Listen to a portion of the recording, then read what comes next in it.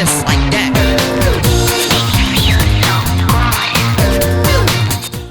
Eh bien bonjour tout le monde, on se retrouve pour une toute nouvelle vidéo de Theme Park Tycoon 2. Donc une toute nouvelle vidéo bien évidemment sur notre merveilleux parc d'attractions. Aujourd'hui on va inaugurer cette saison d'Halloween qui est un petit peu maigrichonne en nouveauté, je veux bien m'en excuser.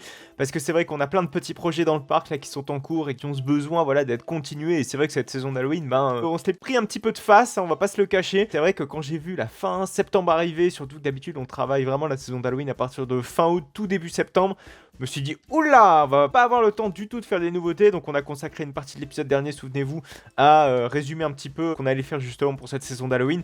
Et on va pas se le cacher, pas grand chose, hein, parce que c'est vrai que ça doit se préparer en amont quand il s'agit de nouveautés, quand il s'agit de nouvelles mazes, quand il s'agit de nouvelles scare zones. Donc voilà, ce ne sera que des retours, j'ai envie de dire, dans cette merveilleuse saison d'Halloween. Donc je vous propose un petit peu qu'on ouvre les différentes attractions, les différentes animations d'Halloween, notamment les mazes, parce que je pense qu'il est enfin temps d'inaugurer tout ça, d'ouvrir tout ça, et essayer un petit peu d'accueillir nos visiteurs dans les meilleures conditions, en tout cas pour cette merveilleuse saison d'Halloween. Alors comme vous pouvez le voir, sur cette merveilleuse esplanade d'entrée, on a plein de petits éclairages, donc j'ai juste réactivé l'éclairage qu'on avait commencé à apposer de l'autre côté. Ah non, excusez-moi, je suis en train de vous dire des bêtises. En fait, l'éclairage qui est au niveau de cette façade-ci s'active, si vous voulez, avec les séquenceurs qui sont en interne, donc c'est-à-dire dans le bâtiment. Par contre, tout ce qui est éclairage, voilà, que j'ai modifié de manière manuelle, c'est-à-dire les éclairages ici, donc là en hauteur au niveau des bâtiments, ce sont des éclairages qui s'activent manuellement, donc c'est-à-dire que j'ai changé la couleur, etc., etc. C'est vrai que j'ai jamais changé la palette de couleurs qui était attitrée à Noël.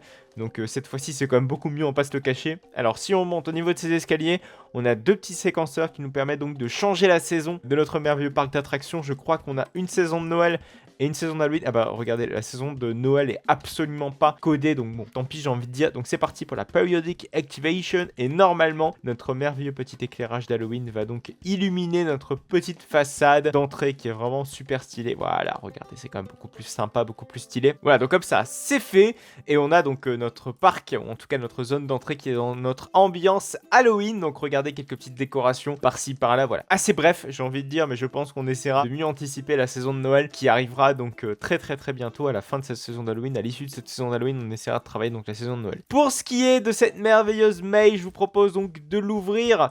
Alors par contre, je pensais qu'on l'avait fait un groupage. Ah bah si, regardez, on a fait un merveilleux groupage, donc on va pouvoir ouvrir l'entrée, la sortie de notre maze, et nos visiteurs vont donc pouvoir s'engouffrer dans notre merveilleuse attraction avec voilà, toutes les petites animations qui vont pouvoir être activées. Alors oui, parce que de mémoire, on les a pas activées. Là, on est encore sur notre éclairage, va-t-on dire, où on a la possibilité de déambuler, donc l'éclairage de maintenance. Donc normalement, si on met en periodic activation, ou si on désactive pardon le periodic activation, voilà, c'est bien ça. Donc il faut désactiver le periodic activation pour pouvoir activer la maze. Et oui, c'est très subtil. Et normalement, on a l'éclairage nocturne de notre maze qui va donc s'activer dans quelques instants. Regardez là, l'éclairage blanc qui symbolise la maintenance, j'ai envie de dire, de notre attraction, ou en tout cas le mode qui est inactif à nos visiteurs. Et là, cette fois-ci, on a de l'éclairage qui est un petit peu partout. Donc voilà, c'est parfait. On a nos effets de brume, on a nos effets, voilà, qui fonctionnent, d'éclairage, etc., etc. Il n'y a plus qu'à, j'ai envie de dire, il n'y a plus qu'à les visiteurs s'engouffrent dans la file d'attente pour pouvoir faire ce merveilleux walkthrough.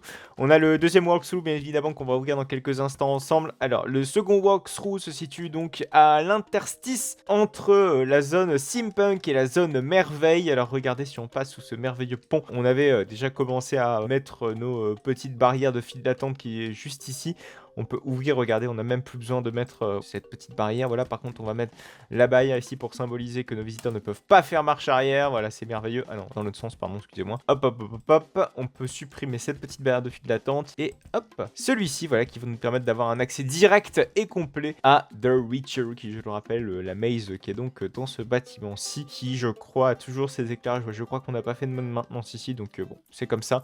Et nos visiteurs, voilà, sortent par ici. Pas de grande nouveauté, bien évidemment, dans cette merveilleuse maze, tout simplement parce que on n'a pas le temps. J'aurais même peut-être, pourquoi pas, plus de petits détails, plus de petits décors, etc., etc.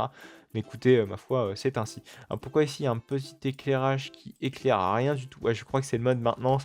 Mais le souci, c'est qu'on n'a pas mis de séquenceur pour pouvoir activer ce mode maintenance. Il y a quand même quelques petites modifications à faire, notamment au niveau de cette maze, hein. Ça c'est certain.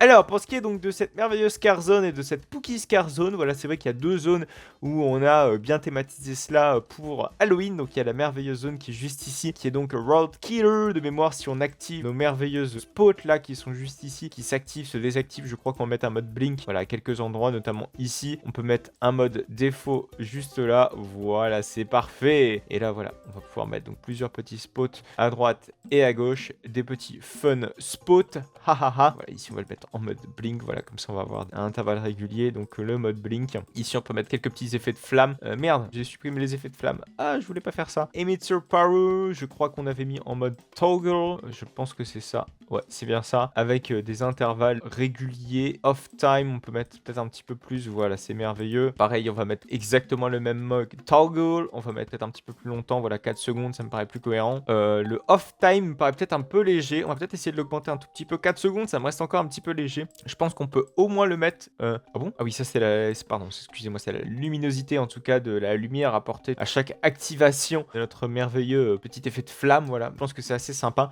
On a donc réactivé notre Scare Zone. Rod Killer. Et juste ici, voilà, on a notre petit spooky zone avec plein de petites ballots de paille, plein de petites lanternes de citrouille, un peu plus léger que la saison dernière, je vous l'accorde. Voilà, c'est vrai qu'on n'allait pas plus loin dans cette zone, on n'allait pas dans le scary, on allait plus voilà dans quelque chose d'assez léger. Voilà, donc l'entièreté de nos animations d'Halloween ont été réactivées, sans nouveauté encore une fois, je tiens à vous le rappeler. On a de très gros chantiers qui sont actuellement aux abords de notre parc, notamment voilà ce merveilleux parking là où ça fait quelques épisodes de cela déjà qu'on est dessus, et je pense qu'il est désormais temps de faire un petit point et de faire un petit résumé donc de toutes les nouveautés qui ont été faites à propos de ce parking. Déjà vous le voyez, c'est assez conséquent, c'est assez lourd.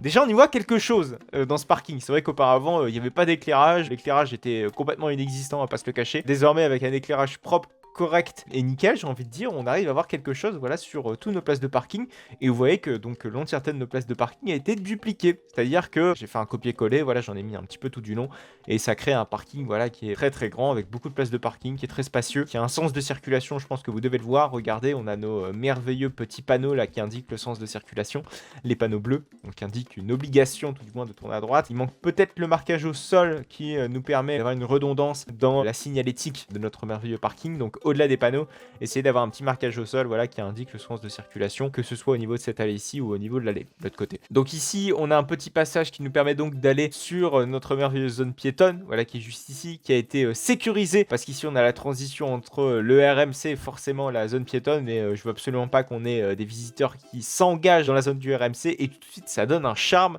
ça donne du réalisme tout du moins à notre parc d'attractions. Voilà, le fait de délimiter avec des barrières, une zone, avec un parking, etc., ça offre tout de suite un réalisme considérable tout de suite au parc, et j'aime beaucoup le rendu qu'a ce merveilleux parking. Et vous voyez que c'est pas encore terminé, puisque derrière on a encore des modifications à faire, on a encore un parking à prolonger, voilà, qui sera légèrement rétréci avec moins de places de parking, parce que c'est inhérent à notre parking, c'est inhérent plutôt aux contraintes qu'on a au parc. Il y a quelques petites modifications, quelques petites choses qui vont être faites, notamment ici, voilà, pour essayer de continuer de mettre des places de parking, mais vous voyez que le tout va se rétrécir davantage, et on va éviter de s'attarder là-dessus, on ne va pas non plus faire ça avec vous, en tout cas jusqu'au bout. Et derrière, l'idée ce serait d'avoir un accès évacuation pour ce qui est des abords du parking et pour ce qui est de cette zone thématique. Voilà, essayer de relier un petit peu cette zone thématique au parking qui est juste ici. Alors, pour ce qui est du reste du parking, parce qu'on n'en a pas tout à fait terminé avec ce parking, je pensais que ça allait nous prendre moins de temps, mais finalement on cherche à aller dans le réalisme, et aller dans le réalisme ça nous prend du temps mine de rien. Ce qui nous manque à faire à ce parking, c'est tout du moins un accès vers le parc, parce que comme vous pouvez le voir, j'ai un petit peu rasé, si vous avez été très attentif à ce début d'épisode, parce que vous avez sans doute entreaperçu les voitures qui ont été supprimées juste ici. Donc ça c'est l'ancien parking, et dans cet ancien parking on avait 2-3 petites voitures qui étaient garées juste ici. Mais le souci c'est que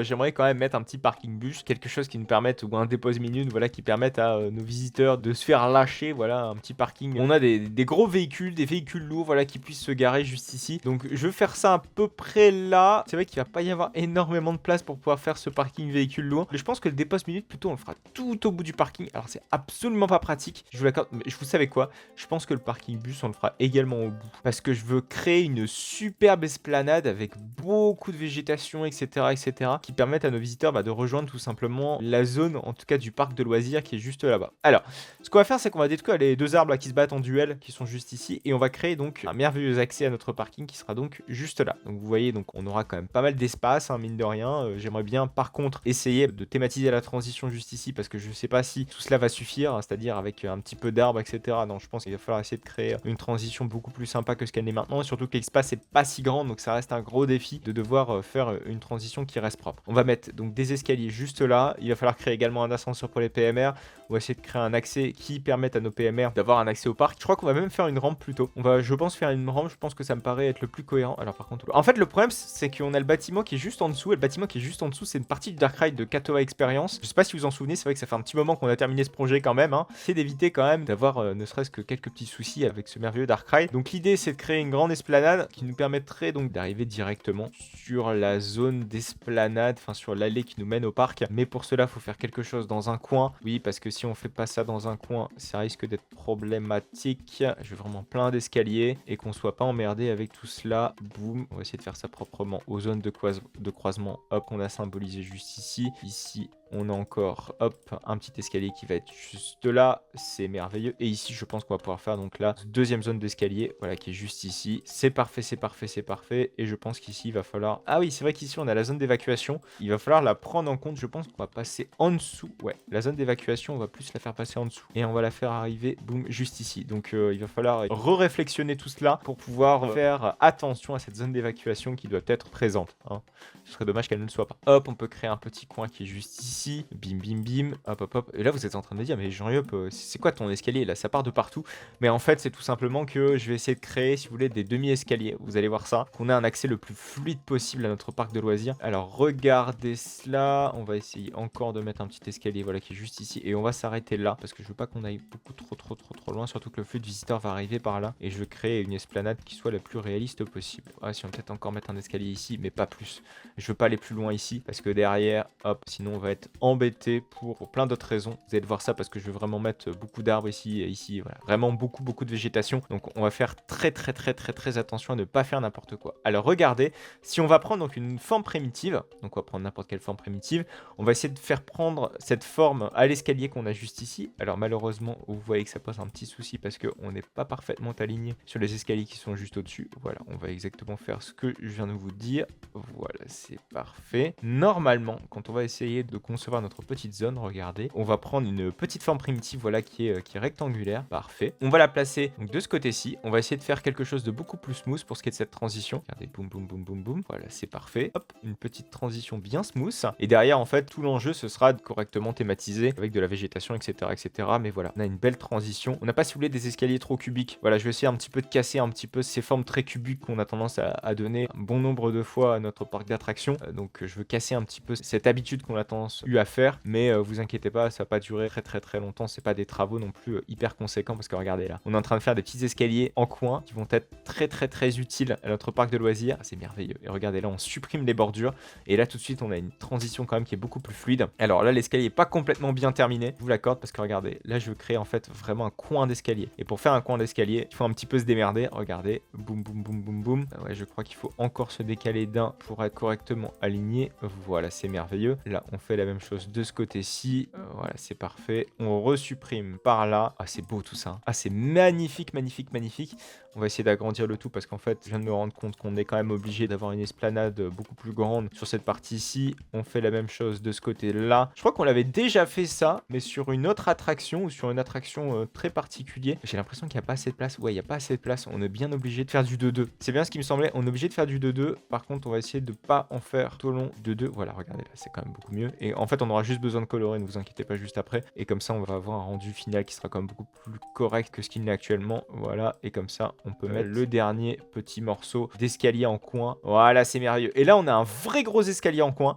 Alors, sans éclairage, je vous l'accorde. Ça, ce sera à thématiser ensemble. Je vais juste mettre un petit éclairage, je sais pas, un petit spot qui puisse un petit peu nous éclairer notre lanterne, j'ai envie de dire. Alors, regardez, on a un petit spot qui est juste ici, qui traîne, qui est tout seul là. Hop, on va essayer de remettre un gros éclairage. Il faudrait créer des éclairages de chantier parce que là, ça va pas du tout. Le fait à chaque fois de se balader comme ça avec des petits spots qui n'ont pas forcément de sens et de cohérence thématique avec le tout, je pense qu'il serait bien de créer des spots qui soient vraiment affrétés spécifiquement au chantier, ou en tout cas au chantier qu'on a sur le parc. Hop, on va essayer de faire la même chose avec cette lumière. Voilà, c'est parfait. Et là, ce qu'on va faire, c'est qu'on va dupliquer ce petit coin et comme ça va nous permettre donc de le mettre à des endroits qui nous arrangent le mieux. Voilà, c'est merveilleux. Ouais, non, par contre, ça, c'est pas un coin qui est tout à fait classique. Voilà, c'est merveilleux. On supprime la partie basse. On y va franco. Je crois qu'on n'était pas obligé de supprimer la partie basse parce que regardez, quand on va virer ceci, ouais, on va être emmerdé. Donc comme quoi, on n'aurait peut-être pas dû supprimer cette partie basse. On va la remettre. Bam, bam, bam, bam, bam. D'ailleurs, je l'aime pas du tout, cette petite marche là qui est un peu dégueulasse. J'ai bien peur que nos visiteurs trébuchent là-dessus. Il va falloir concevoir tout ça un petit peu plus tard, voir comment on pourrait essayer de pallier au problème. Donc on va faire la même chose cette fois-ci de ce côté-ci. Et vous voyez que ça offre quand même des escaliers beaucoup moins cubiques. On a l'impression que ça respire beaucoup. Rien que le fait de faire des formes tout à fait classiques, de pas toujours utiliser les mêmes objets, tout de suite ça offre quelque chose de beaucoup plus réaliste. Donc voilà, on fait la même chose de ce côté-ci. Et comme ça, on pourra faire un gros groupement d'objets qui nous évitera d'avoir quelconque souci qui puisse nous infortuner, en tout cas dans la construction de notre merveilleuse petite entrée escalier, connexion entre le parking et le reste de notre parc d'attractions.